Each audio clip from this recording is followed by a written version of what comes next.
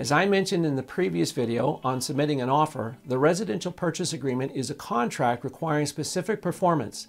It also contains certain contingencies that protect both the buyer and the seller that are important for you to understand, because you losing or forfeiting your earnest money deposit may occur, or your ability to cancel the contract without losing your earnest money deposit may expire. So the first contingency is the buyer's due diligence. A period of time, usually about 10 days, will be agreed upon for a buyer to have the home inspected, to submit a request for repairs to the seller, and to agree on the seller's response to the request. If for any reason the buyer wishes to cancel the contract during the due diligence, they may do so without penalty, and their earnest money shall be released from escrow and returned to them. This language is stated in the residential purchase agreement on page 3, line 16, section 7, and to paraphrase, the buyer's obligation is contingent on the buyer's due diligence as defined in this section below. This condition is referred to as the due diligence condition. If checked in the affirmative, section 7A through C apply, otherwise they do not.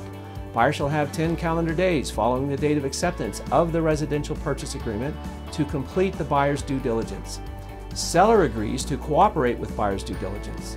If buyer determines in buyer's sole discretion that the results of the due diligence are unacceptable, buyer may either, no later than the due diligence deadline, cancel the residential purchase agreement by providing written notice to the seller, whereupon the earnest money deposit shall be released to the buyer without the requirement of further written authorization from the seller, or, no later than due diligence deadline, resolve in writing with the seller any objections buyer has rising from buyer's due diligence.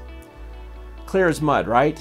Well, don't worry, we can go over it again in person when we meet. But the important thing we need to do with a strong sense of urgency is to schedule the home inspection and get it done soon as possible, to give us enough time to review the report when we get it, fill out the request for repairs, get it submitted to the listing agent, and negotiate with the seller on what they will address and what will be acceptable for you.